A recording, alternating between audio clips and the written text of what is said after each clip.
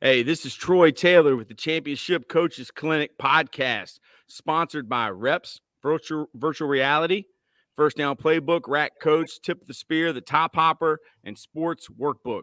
I would like to welcome Coach Eddie Andrist. He is the first basketball coach that we have had on the podcast. Um, you know, Eddie, thank you so much for coming on such a short notice. I really appreciate that. And the reason I started thinking about bringing basketball coaches on, because I'm a football coach and I put on football coaching clinics, but I actually did a basketball clinic one year, was the movie Air. So we're going to talk a little bit about Sonny Vaccaro during this podcast. But for the people that don't know, Eddie, tell us a little bit about yourself and where you come from and your background. Well, I'm a Wisconsin boy, born in Milwaukee, raised north of Green Bay. So I'm a Green Bay Packer fan as well, even though we had a bad year last year. But I've coached all over the state of Wisconsin, 3 different high schools, Stockbridge, Lafarge, and Stanley Boyd. Been an NAI coach at Mount Scenario College for 11 years and was the head coach at UW Stout for 18 years at UW Stout. So, I've been around. I've also coached overseas. I was the head men's basketball coach for the country of Qatar. And I won a couple gold medals over there in the Middle East. And so, as we have all said that are involved in basketball, the ball is round because it takes you around the world. And if you're as fortunate as much as I've been fortunate, you've got to see a lot of the world because of basketball. So who are some of the coaches that have impacted you? Like I know the UVA coach was Tony Bennett. Wasn't his dad the coach at Wisconsin? Absolutely. Dick Bennett's a good friend of mine, and he was at Stevens Point when I first got to know him. And then he went to Wisconsin. Then from Wisconsin, he went to Washington State. And I will tell you with no bias, and I mean this with no bias whatsoever, the greatest half-court defensive coach in the history of the game is Dick Bennett. He had the defense down to the inch, and I'll tell you what, he knew exactly. He took some of the best players out of the game when he played them. His defense was so good. Terry Porter obviously played for him, and he was a first-round draft choice of Portland. And I'll tell you, he's the best ever.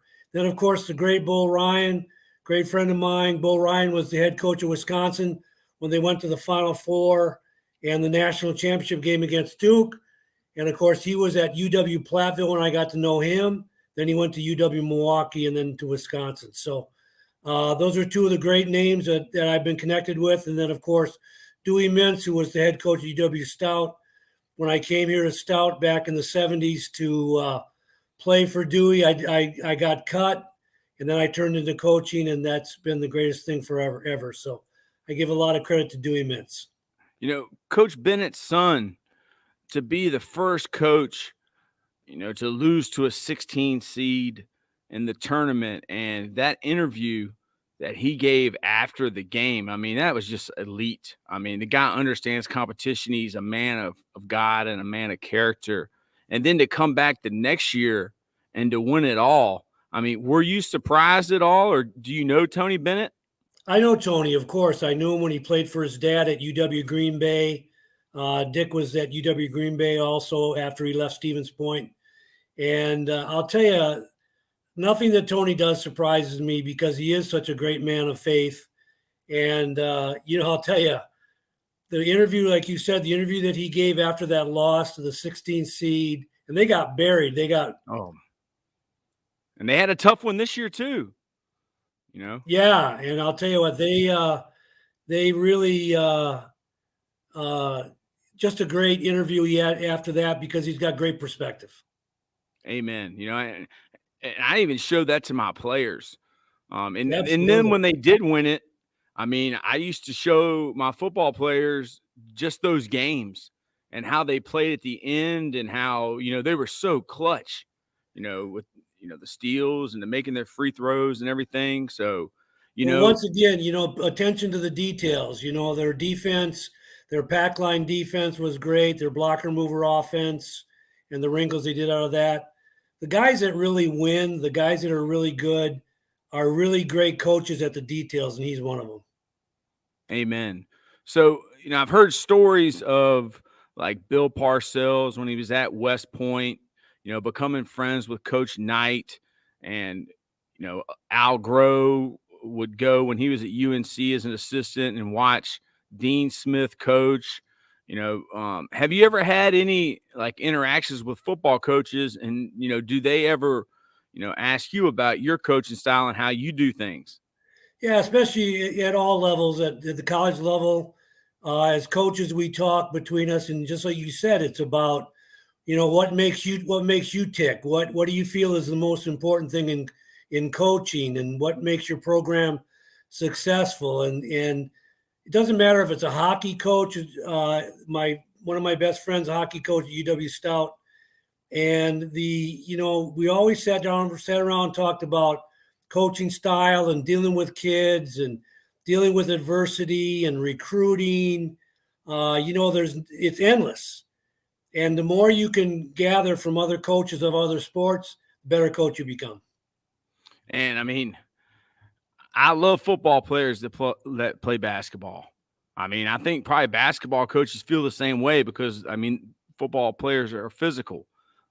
So yeah, I love my guys that play multiple sports. We have a great basketball coach here at the high school where I'm the head coach, Troy Mans. But in my message that I sent you today, I asked you, did you know Sonny Vaccaro? And I'm kind of blown away with him and his story. Tell me, like, exactly who is he? Where does he come from, Coach? And like, what's his background? Well, he's an East Coast guy, and he's always been involved in the grassroots programs, with the kids. He's always been a great leader of kids and doing what's right for them. He's always haggled a little bit with the NCAA about, should they be paid, should they not be paid, and he's always been for the kids. He's an East Coast Amen. guy. What's that?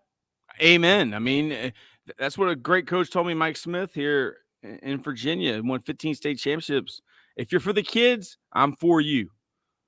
And believe me, it bothers him when some of the AU programs around the nation have turned it into more of a moneymaker and for themselves, and he doesn't like that. He likes it when the kids are well taken care of. And he ran one of the best camps out in New Jersey, which was the ABCD camp. And I got to go out there and coach with him 1 year. And I had a great team because there was 250 of the best high school athletes in the country were at that camp. And it was just an awesome experience to be out there for a week with those guys. Yeah, I mean, I've tried to find podcasts with him on there. I found a talk he gave at Duke University. He was on the Rich Eisen show for like 23 minutes. I mean, he could talk forever. I wish somebody would just get him to talk. I mean, yeah, exactly. He certainly can. One of the ABCD stories I'll tell you though, real quick, was when I went out there and coached the ABCD camp, I got 12 players like everybody else had 12 players on their team, and I had a player on my team that kind of didn't want to be there. He's kind of lazy and kind of didn't work very hard, and he was talented. Every one of my players were talented. And so when it came to the All-Star game at the end of the week, they said to me, you name two guys that you want on the All-Star team. And I named the two guys that I had. And they said, well, what about this kid? I said, nah, he'll never make it. He's too lazy. He doesn't want to be here. I doubt if he'll ever make it. You know what the guy's name was? who? Tony Parker. Wow. Tony French. Did he come all the way from France, or was he Oh, already? yeah. He came all the way from Paris. Yeah, Tony Parker. Wow. And I didn't know who he was. I mean, I had no idea who. I don't think anybody did. But I'll tell you, I had all the, you have all the great coaches that are there watching. And I knew they were watching him. So I figured he must be pretty special. But He that had a didn't go beautiful well wife, for me. Coach. He had a beautiful wife. Oh, yeah. And a beautiful game. Yeah. Tony Hall of Parker Famer. was a heck of a player. A Hall of Famer. But one of the stories that I heard Sonny tell on the Rich Eisen show was that I think it was Kobe Bryant's dad came to him and asked him to put Kobe in the camp as a junior, and he kind of did it as a favor. Yep, And are you familiar with this story? I am. Could you talk a little bit about that? Because you Well, can probably I'm tell it just way better than me. no, you can go ahead, but I'm just very familiar with it just from the standpoint of I know it happened, and that's Yeah, Sonny. I mean, Sonny's that kind of guy, yeah, because and he knew do Jelly that. He Bean. would do that for some players that, like you just don't know if they're gonna pan out and be the best players. But Sonny had the heart of gold, boy. Yeah, I mean I think his dad, Jelly Bean, had played in his Dapper Dan tournament, and then I think Kobe's mom's dad had also played in it, so he knew them, and he let him in to play. And after it was over with, he was a junior, and he came up to Sonny and he apologized for how he played. But Kobe had made the All-Star team, and he said, "I'm coming back here next year, and I'm gonna be the best player." And then that's when Sonny said that, boom, like it's a point of reference. I mean, Yeah. talk a little bit about this. Like he thought Jordan, boom, and then he signed him with Adidas. Like so, I don't know who could beat that. Well, you look Jordan, at Nike, and yeah, Kobe at Adidas. you look at again. He first of all he knows everybody, so I think for a guy that recognizes talent, he certainly is one of those. And he was the first one when he got Jordan to sign with Nike. He as the movie. I haven't seen the movie yet. I'm going to watch it here Oh, shortly. coach, it's Uh, wonderful. I've heard nothing but great things about it. But it's just recognizing talent. You look at Michael Jordan. There's a lot of great stories about Michael where he wasn't recognized as the best athlete. He got cut as a JV player. He just had to build himself up. When he went in the NBA, he got beat up by the Detroit Pistons. So he knew he had to get in the weight room. And one of my favorite lines that I read about Michael Jordan is that when he would work out, he would envision his opponents working out as well. And when the opponents went harder in his mind, he would go harder. And then Mm. when the opponents went to the shower, he would go harder yet. And that was such a great way to describe his work ethic and how mentally tough he was. Yeah, and then like how Jordan took Kobe under his wing, and Kobe wanted to learn everything. And I didn't know this, but Kobe was seen as being a suburban kid. I guess his dad played in the NBA overseas. He was like, one of the rich kids. So when he would go to these camps, a lot of the kids that were from the inner city didn't respect him. So when they went to eat, he still stayed on the court and shot. Were you ever able to be around Kobe, I, coach? I was not, but I'll tell Man. you, I tell people all the time that there's more than one Michael Jordan out there as far as talent. There's more than one Kobe Bryant out there as far as talent. There could be 100 of them, but when it comes to the mental toughness, they're not there, and that's why there is only one Michael Jordan. That's why there is only one Kobe Bryant. And I think the NBA is showing now there's a bunch of guys coming through that are following in the footsteps of those guys a little bit. Some of those guys are really mentally tough and they want to be the best ever. No doubt. And I thought one of them was going to be Ja Morant, and he's still young, coach. And I'm a big fan of him, but he's made some poor choices. But I thought the story with him and the coach that drove all the way from Murray State to, I think it was Charleston, South Carolina, to that camp, and he had been cut from the camp. I was like, man, it's like a Jordan story. Yep. But I mean, can you talk a little bit about John Morant and the talent you see in him, coach? And I mean, golly, man, is there any help for him? I mean, Well, I think so. I certainly wouldn't give up on him yet. He obviously has a disconnect between responsibility and his talent on the floor and his ability to make money. And the thing is that I always when I look at a guy like Ja, I say, okay, it's a situation where he got a lot thrown at him in a big hurry, a lot of money. I'm sure a lot of females, yeah, a lot of partying, and I always wonder what would that if that got thrown at me or you, how would we deal with that? Maybe, very likely, not very well. no, I And, know. and so I'm in a situation where he's obviously going to eventually run out of chances. It's not like he has shot anybody or anything like that, but he just keeps putting himself in bad situations. And I would certainly hope that whoever is mentoring him has the ability to reach that disconnect and get that connected, because it cost him the last time he got caught with a gun. It cost him a lot of money. I mean, we're talking millions and millions of dollars. And All sometimes NBA team. yeah, and sometimes I think with these guys is they don't even recognize the value of money because they have so much of it. So I wouldn't give up on them quite yet.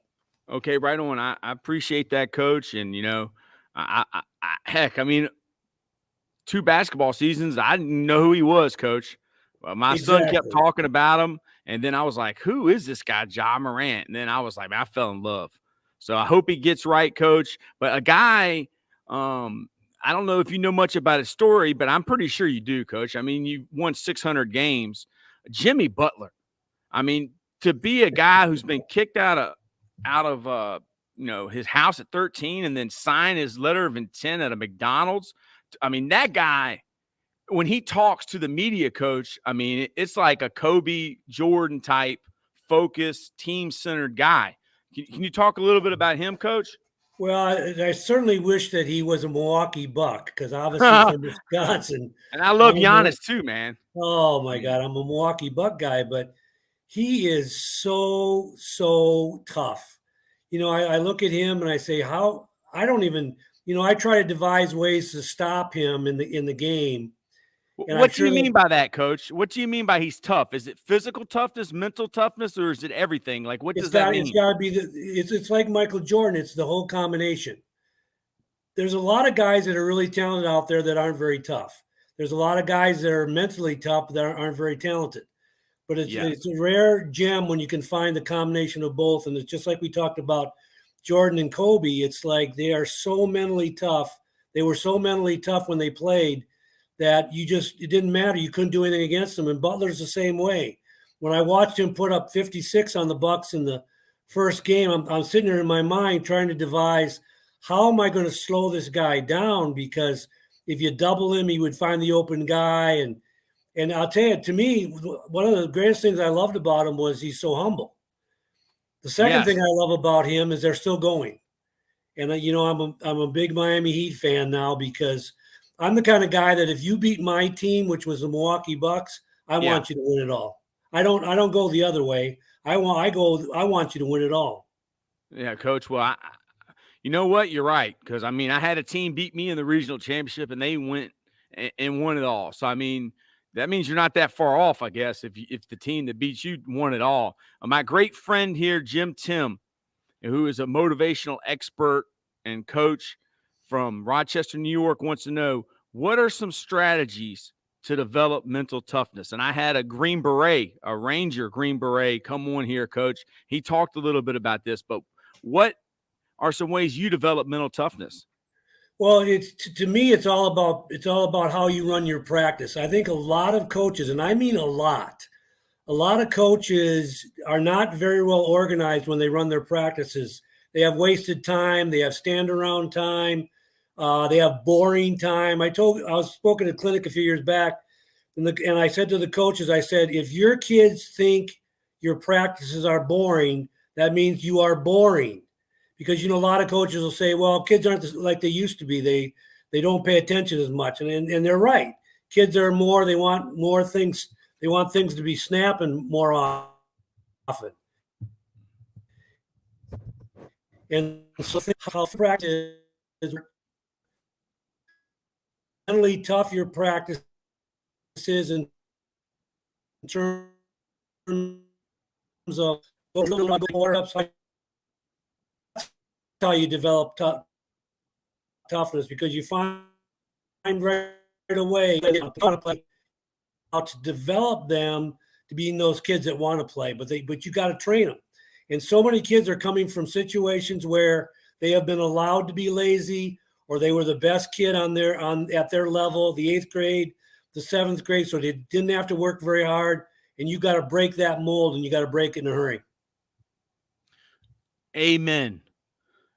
Amen, coach, because talent will only take you so far. You mentioned the Miami Heat, and I think of Pat Riley. I mean, what an amazing coach, builder of teams, and then Eric Spoelstra. So, Coach, what do you know about Pat Riley? What's so great about him? And then we'll talk a little bit about Coach Spoelstra. See, the last game, the last NBA World Championship that Pat Riley won, I'll never forget the time the team came over, and I believe he was coaching the Heat.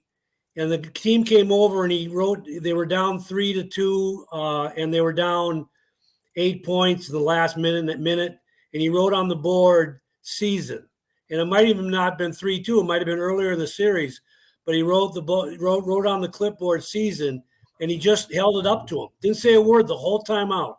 He basically was telling him the season's over if we don't turn this around. They went out, turned that game around, won the next one, won the series, went on to win the world title.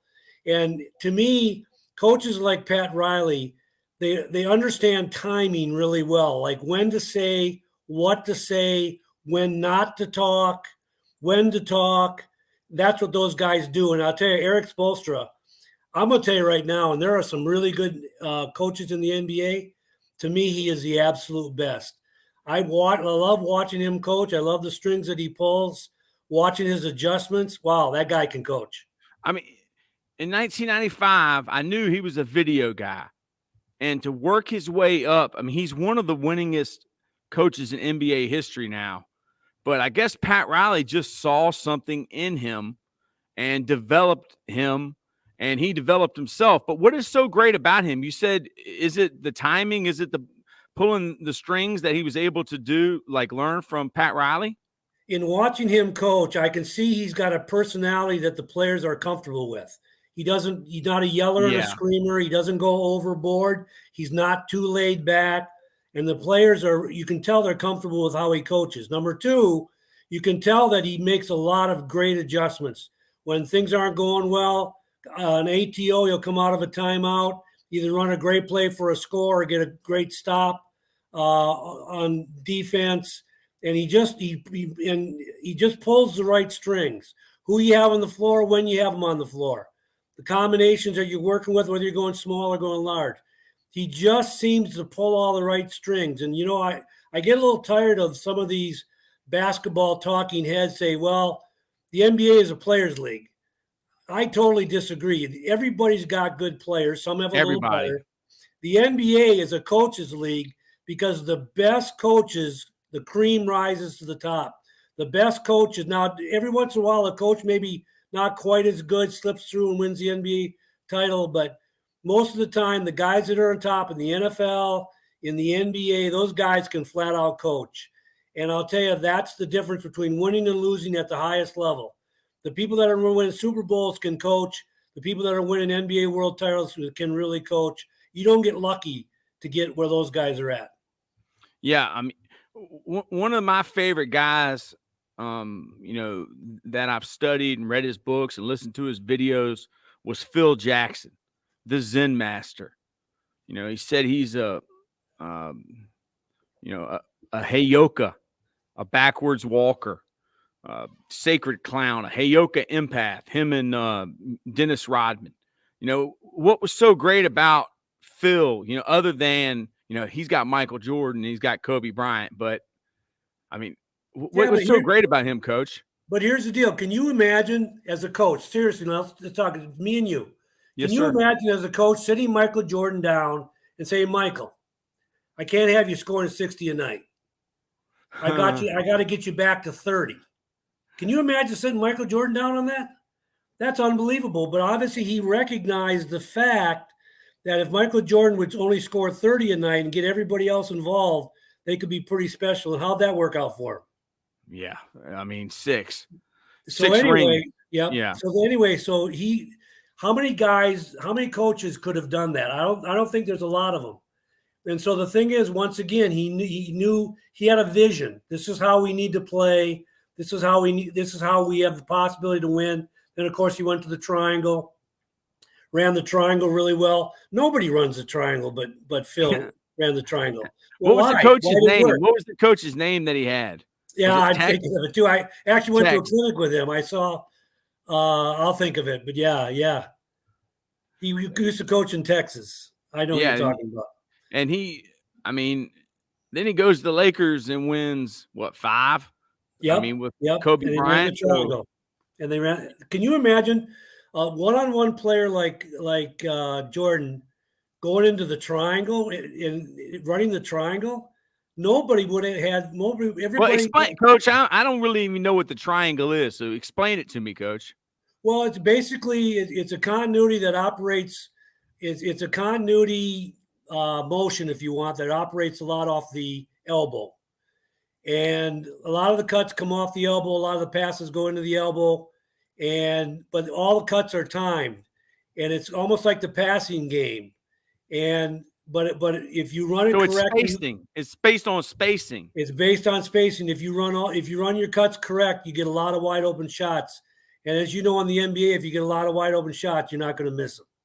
And Yeah, that's you what get, the NBA did. But again, think about corralling Jordan to going from 60 to 30 a night and running an offense that is not based solely around him. Now, obviously, the offense can still be tailored towards him, but that's why Scottie Pippen was so great, and the other guys that are on those teams is that they were part of the machine. They weren't just all standing in the corner and saying, "Okay, Michael, go ahead and you do your thing." yes. And that's I'm a Memphis Grizzlies fan because of Ja. And the Memphis Grizzlies are not as good when they say, "Hey, Ja, win the game." When Ja's the facilitator, they're better. And they lost. Do you agree, Coach? I absolutely agree. I get so irritated with the NBA, and I see this at the college level as well, is that they give the ball to somebody. You watch the NCAA tournament, how many games came down to a last shot? They gave the ball to one guy, cleared out 1-4 flat or 2-2 high, and they cleared out, and then the guy got a terrible shot off, and they go to overtime or they lose or whatever. And I just never have quite understood that totally. I think that there's a lot of other things you can try first before you give it to an ISO like that. I like ISO. Don't get me wrong, I like ISOs, but there's a time and a place and a feeling that you have. Is it what's going to be more beneficial to winning this game? Yes, sir. So I'm going to go back in the history books. John Wooden. I mean, I don't think there's a coach of any sport that hasn't studied him. I mean, did you ever get a chance to meet him, Coach, and really study what he was about? I did not get a chance to meet him. I have many friends that have met him. A couple guys that have coached at UCLA that would go see him every week. But I'll tell you the greatest story that probably with him was when he had the great center that played for UCLA. Who was that? Bill Walton. Bill Walton. And Bill Walton, Yes, when he sir. was a freshman, had the long hair and the facial Yeah. hair, and John Wooden had your hair had to be above your ears, and you couldn't have any facial hair. And John Wooden, he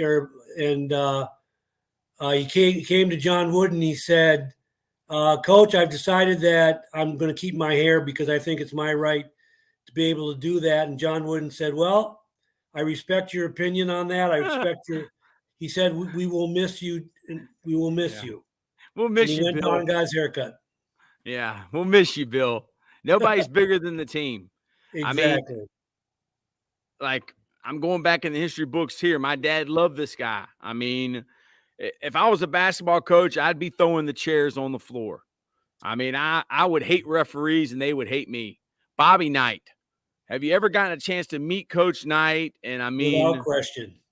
what talk about Coach Knight and what's so great about him? Is he still living, Coach? Yes, he is. Matter of fact, I just asked that question the other day of somebody, but he is. I think he's got either a little dementia or Alzheimer's, but he is still living, and he's been back to Indiana a couple times and had some programs for him, which was really awesome. Bobby Knight, without question, was by far one of the best coaches that this game has ever seen in terms of innovation. He basically invented motion offense his way. He invented basically pressure defense, his way. And so he gave us a lot of innovative ways to coach and how to run practices, et cetera, et cetera. The problem that I had with Bobby and was just he was always so volatile, and I've never been quite that kind of guy. And I always felt there came to a point in time in his career where I felt that he was above the game, like his way or the highway, which is okay with me. Yeah. But then it was like if anybody questioned him, it was their problem, not his problem. Uh, And I think that happens when we get older. it's almost like Woody Hayes. I mean, with Just Coach exactly Hayes, like Woody Hayes, and they're both Ohio State guys. man. I But mean, then anyway, so when Bobby got fired at Indiana, there was an article written in the Eau Claire Leader, which is right by my community here, called the area coaches, and I kind of every coach said no, he's been fired, and that travesty, and I kind of went the other way. I said, well, he's one of the best coaches ever, and I meant it, and I've met him, I've talked to him, but I also felt like it was time for him to move on from Indiana because he had felt like he had gotten too big for his britches, and I've never liked that about anybody, whether it's me or you or Bobby Knight. It didn't matter, yeah, and I didn't want to see him get fired, but I certainly thought that it was time for him to move on. yeah, my dad always told me. My dad was never a coach, but he was a drill instructor in the Marine Corps. He would say, "Troy, you can be a prick, you can be a jerk, but you better win." And Exactly. Bobby Knight wasn't winning like he used to win. So, Exactly. I mean, you could be a prick, you could be a jerk, but you better win. And coach, you certainly have won. So, coach, the defense that you run, I mean, you are world renowned, known for this. Did you develop it? Who did you get it from? Where did you learn it? I mean, what is so different about what you teach, coach? Well, I picked it up mostly from Rick Pitino because Rick Pitino's been a big run and jump guy for his entire career. Good one, Dean Smith, Hall of Famer. yep, Dean Smith. Obviously, he was the one that probably kind of invented it a little bit, but Dean was just a little bit before my time. It wasn't like I wasn't watching him at the Final Four every time he was there, but Rick Pitino was more on top of it. And then Shaka Smart, who's at Marquette, who's He was one of at my VCU. Yeah. he has got her cranked up. He when he was at VCU, he was a big press guy. And there's been 5 or 6 other coaches that have basically been a high pressure press guys when they're coaching. And there's been some great women that have run the run and jump press that I've looked at. Especially now with video on the computer, you can see all this stuff, and it's pretty good. But I've always been a pressure guy. I've always been a attack guy. I've always said that, and it's no criticism. I use the 2-3 zone as an example. There's a lot of great coaches that run the 2-3 zone, i.e., the Syracuse coach Jim Boeheim. Yes. But anyway, if I'm going to lose, I want to lose my way. If we're going to play, I want to play my way, and I want you to buy into it. I want my team to buy into it. So I want them to play my way. So we're going to pressure. We're going to run. We're going to play a few more kids. We're going to trap the corners. We're going to trap in the half court, and we're going to protect the basket. And we're not going to foul. Well, that's a pretty high order of criteria that we want. But when the game's over, I always felt like even if we lost, I felt good about the effort. And that's why I've always been like that, because when the game is done, I want to step off that court and say, geez, wasn't that fun? Even if we didn't win. And obviously we won a lot, but there were games that we lost that were tough losses. But again, I felt like we did a lot of really good stuff. Yeah. So, I mean, is basketball the same as football? Whereas, I mean, the team that makes less mistakes or the team that does what they do better than the other team, when the talent is equal, I'm not saying like one team is 100 times better, but when the talent is equal, does the team that makes less mistakes and the team that does what they do better than the other team win? Oh, I think so, without question. And I think that team that you just described beats a lot of teams that are more talented than they are because they execute better. One of the things I learned about from Bo Ryan was, when I first started coaching, I used to think, well, 15 turnovers a game, 18. That was okay. I would listen to this today. Because 30.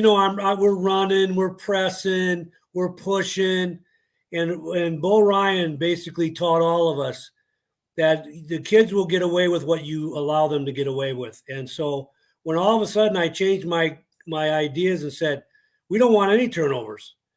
I'm not even putting a number on it, but if you turn the ball over, you're probably going to have to sit because we want more possessions and more shots selection, etc. And as soon as I told the kids to stop turning the ball over and that I wanted them a lot less, they became a lot less because the kids knew that they couldn't get away with it anymore. And I wasn't quite as quick as Bo to get the guy off the floor that made a turnover, but I'll tell you, they knew that turnovers were not acceptable. It's just like in football. I mean, giving the ball to the other team, fumbling the ball, and then Pete Carroll. Pete Carroll was really one of the coaches that emphasized getting turnovers. And I was listening to one of your podcasts or clinics you did, and you talked about your team creating turnovers. And I think you said you went 30. You went 30 in a game, coach? We went 30, average 30 on the year. 30 turnovers. Forced 30 turnovers a game for the year, and we Okay, could have average. we averaged. We could have forced 50, but in most cases, or 45, in most cases, we had to take the press off because I'm not out there to embarrass anybody. I'm just out there to make sure we are successful. Yeah, that your team wins. So, Exactly. I mean, I saw there was a score that was like 200-0. I mean, that doesn't occur unless one team they're intentionally trying to run the score up, right? Exactly. And, Okay. there's no reason for that whatsoever. Yeah, because I mean, this is coaching. It's a fraternity, and we're not trying to show nobody up. I mean, heck, someone's going to already be mad because half the teams win and half the teams lose every time take the court. And you've won a lot of them, coach. Plus, it's all about the kids. Well, how are the kids feeling in those games? Yeah. And you want to give your other kids an opportunity to play too, I mean, absolutely. You just don't want to keep your starters in the whole time. Nope.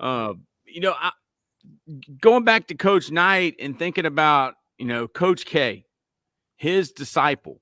I mean, did he take what Coach K did and do it better? What was different about him and Coach Knight? What was similar? Well, obviously, the whole demeanor of Coach K and Coach Knight are 180 degrees in reverse because of just Coach K was really. You watch him; he never stood. He sat on the bench rather than standing up. He always felt that was, you're kind of showboating. Hey, look at me. He never liked that. Not that he never stood, but he sat on the bench.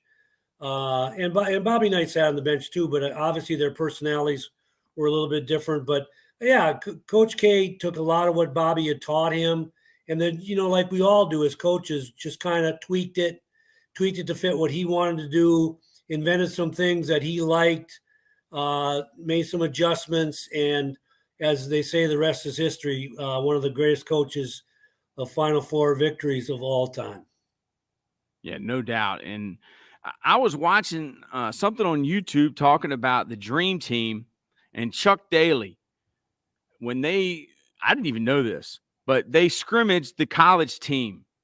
And did you know that the college team actually beat the Dream Team? It was like the Hurley was the point guard, Chris Webber. And it turns out that Chuck Daly had intentionally thrown the game, like kept Jordan on the bench, didn't make any calls to humble the Dream Team. Have you ever heard this? And I mean, Chuck Daly, I mean, he could rein in Dennis Rodman. I did not, but I will tell you that those $2,000 suits that he wore, I don't know how he could afford those, but holy cow, he always looked really good, didn't he? But he was obviously the first successful Dream Team guy, and he certainly had a lot of success in the NBA. He was a heck of a coach. I mean, the bad boys. I mean, they embraced being the bad boys. And I really didn't know how much Michael Jordan and Isaiah Thomas hated each other. How did you feel when Isaiah didn't shake the hands and the Detroit Pistons didn't shake the hands of the Bulls Well, when the see, Bulls beat them. as a humble coach myself, it really bothers me when people do that.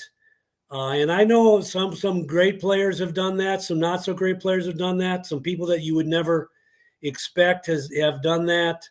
But I'll tell you, the bottom line of the bottom line of the bottom line is we are all in this together. Amen. And when the game is over, whether you win or lose, you should be humble.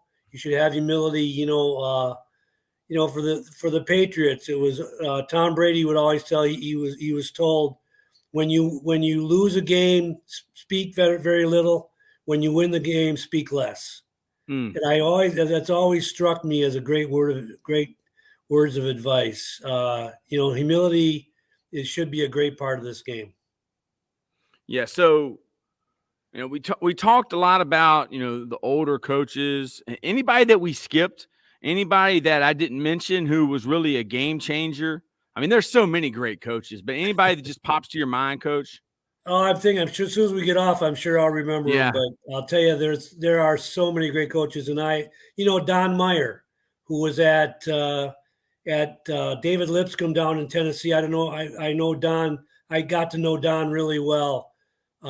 Mike Dunlap, who was Charlotte head coach, and then he was also out in Metro in Denver.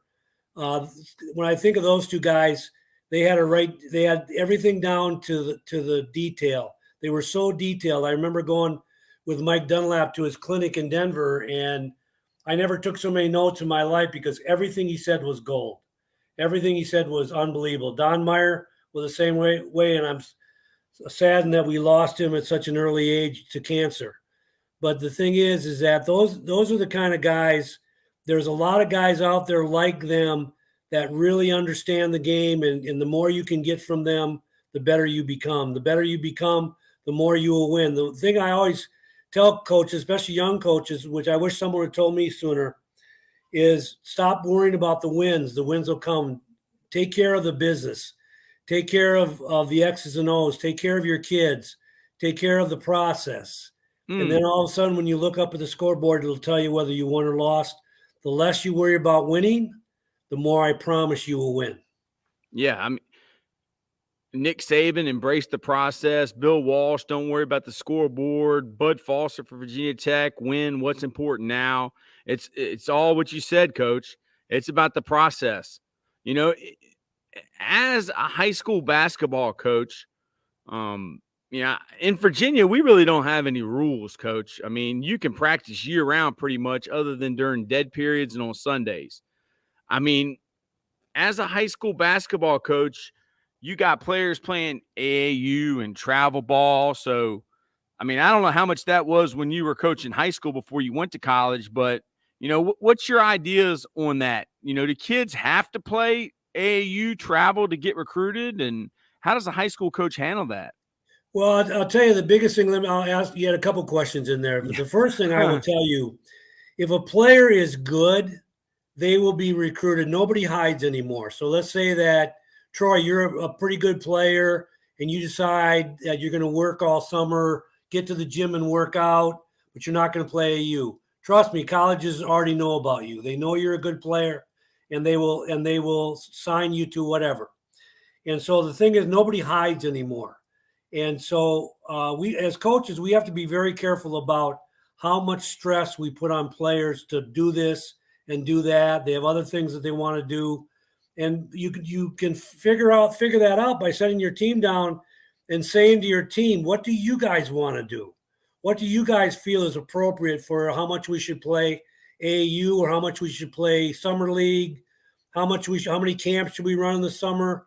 There's the summer flies as it is, and the kids, if they're genuine, which some of them will be, some of them will not be, they'll tell you exactly what they think. Kids are pretty good at that now, and you just got to be really careful about not having unrealistic expectations of time management for your kids. Has Steph Curry changed the game? I mean, I keep hearing this all the time that he changed the game. He changed the game. I mean, do you agree with that? That he changed the game? Oh, I think he absolutely has changed the game because he has shown that even not being a tiny guy, because in college he weighed about 97 pounds, dripping wet. Yeah. He wasn't very big, and he played at Davidson. And do you remember who he beat in the NCAA tournament? Was it Duke? I don't know. I mean, I can't Wisconsin remember. Badgers. Wisconsin Wow. Badgers. He killed us. He absolutely killed us. And I think they won another one. I know I can't Virginia remember Tech who didn't the next offer one him. was. But I'll tell you, he has changed the game because he lets the little guy know that you can shoot from a lot of different places.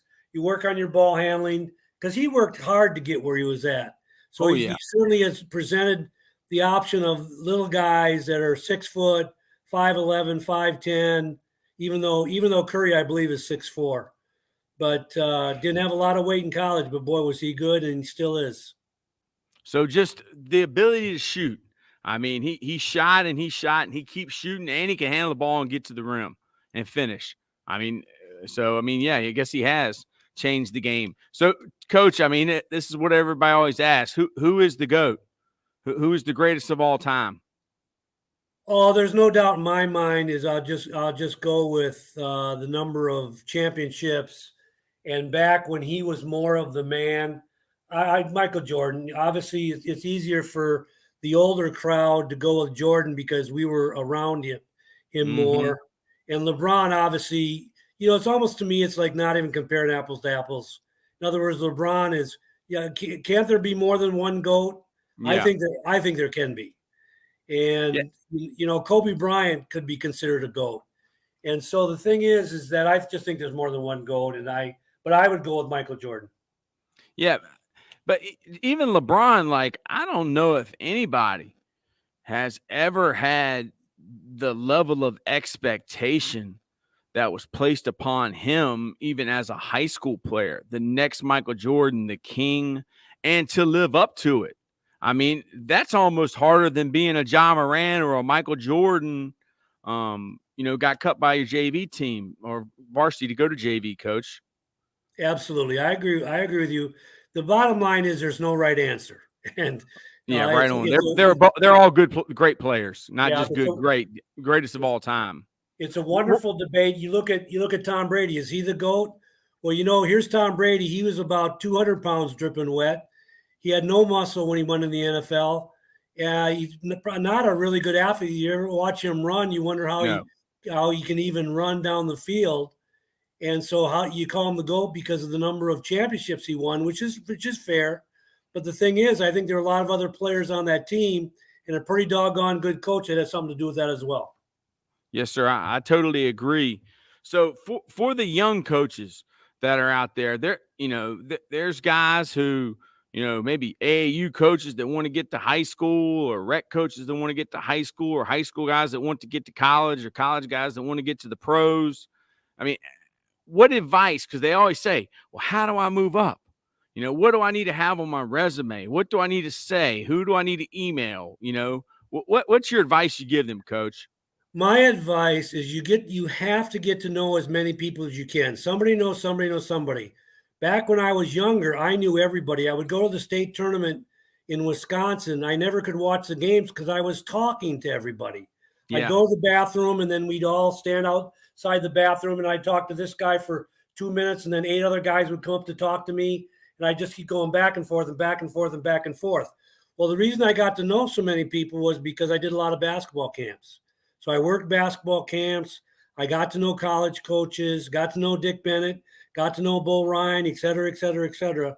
The more people you know, the more connections you have, the greater knowledge you have of the game, the better portfolio you put together.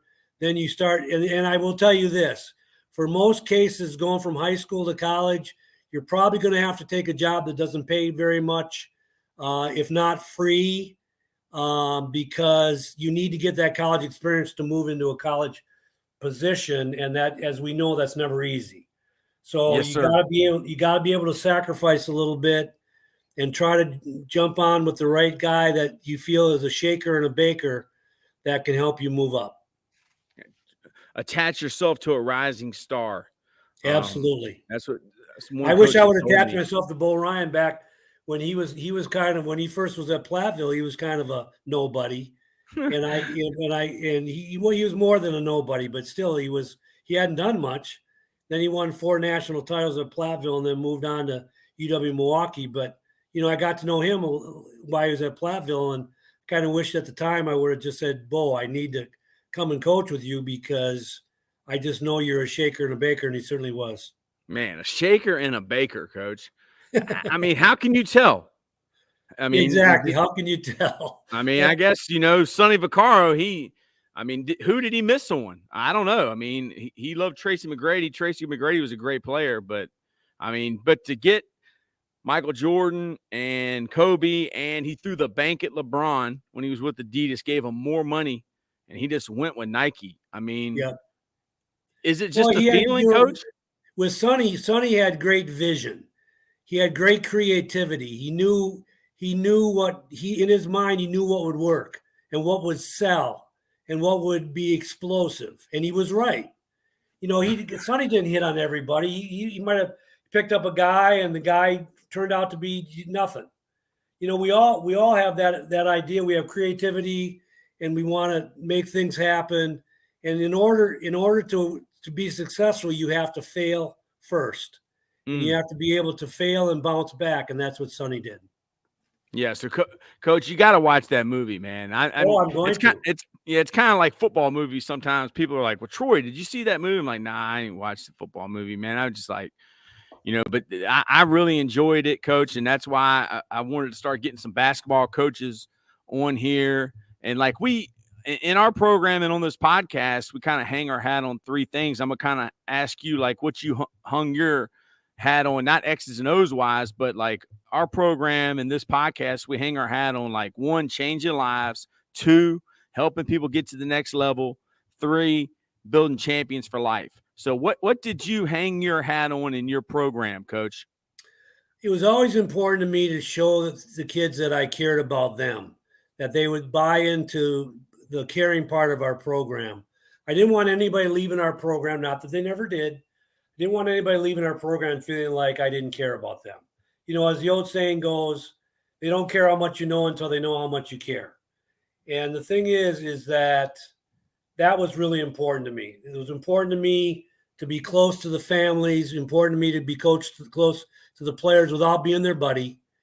And even being close to the families, obviously there was always possibility of conflict because, as we know, it's all about playing time.